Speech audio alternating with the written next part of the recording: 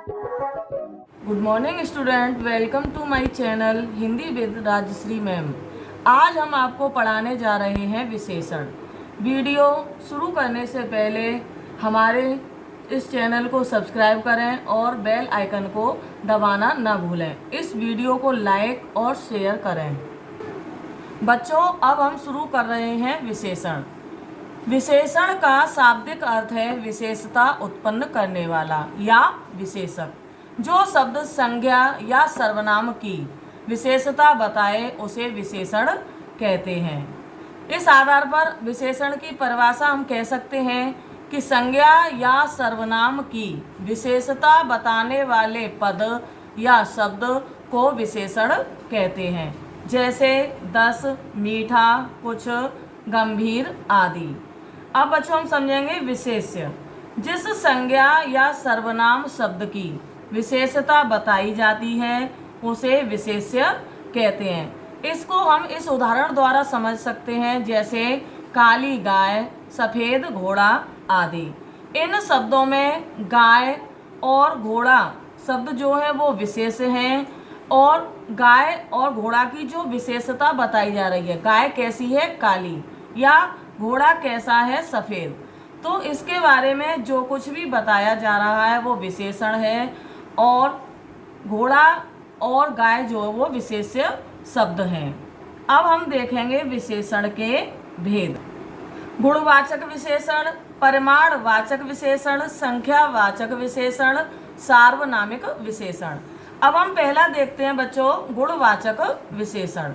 जो विशेषण किसी संज्ञा या सर्वनाम के गुण, दोष, दशा, रंग, स्थान, आकार आदि का बोध कराते हैं वे गुणवाचक विशेषण कहलाते हैं, जैसे मोटा, ऊंचा, अच्छा, काला, नीला आदि। अब हम इसको चित्र के द्वारा समझ सकते हैं। मान लो कोई फूल है तो फूल हो गया विशेष्य, और फूल कैसा है, सुगंधित, तो सुगंधित शब्द जो है वो उसकी विशेषता हो गई, उसे हम विशेषण कहेंगे। इसी तरह पर्वत कैसा है, ऊंचा, तो पर्वत विशेष है यहाँ पर, और ऊंचा विशेषण है। इस प्रकार सुगंधित और ऊंचा शब्द जो है वो गुणवाचक विशेषण को प्रकट कर रहे हैं। नंबर 2, परिमाणवाचक विशेषण। जो विशेषण किसी संज्ञा या सर्वनाम की नाप, तोल या माप संबंधी बोध कराते हैं वे परिमाणवाचक विशेषण कहलाते हैं, जैसे 2 लीटर तेल, 4 किलो आटा, थोड़ा पानी, कम दाल आदि। अब परिमाणवाचक विशेषण के भी 2 प्रकार बताए गए हैं। पहला है निश्चित परिमाणवाचक। इसमें संख्या या गिनती जो है वो निश्चित होती है, जैसे हम इस उदाहरण के द्वारा देख सकते हैं कि 3 किलो दाल, तो दाल की मात्रा यहाँ पर निश्चित है, कितनी है, 3 किलो। या दूसरा उदाहरण है 2 लीटर तेल, तो यहाँ पर तेल की मात्रा भी निश्चित दी गई है, 2 लीटर। इस प्रकार ये निश्चित परिमाणवाचक विशेषण के अंतर्गत आते हैं। अब दूसरा है अनिश्चित परिमाणवाचक। इसमें निश्चित नाप, तोल या मात्रा का पता नहीं चलता। जैसे एक कटोरा लिया है, इसमें मान लो हमने चावल भर लिए, तो ये इसमें हमें निश्चित मात्रा पता नहीं चलेगी, तो इस चित्र के द्वारा हम समझ सकते हैं इसमें है थोड़े चावल, या इसके और उदाहरण हो सकते हैं कुछ दूध या कम चाय आदि। नंबर 3 है संख्यावाचक विशेषण।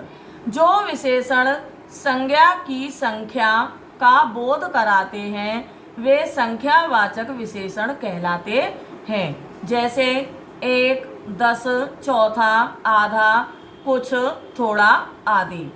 परिमाणवाचक विशेषण की तरह संख्यावाचक विशेषण के भी 2 भेद बताए गए हैं। पहला है निश्चित संख्यावाचक। इनसे निश्चित संख्या का बोध होता है, जैसे 4 केले, 5 आम। इसे हम इस चित्र के द्वारा समझ सकते हैं। यहाँ पर जो केले हैं वो कितने हैं, 4। या पेंसिल बनाई गई है ये, तो पेंसिल कितनी है, 4। तो इससे हमें इसकी निश्चित संख्या का बोध हो रहा है।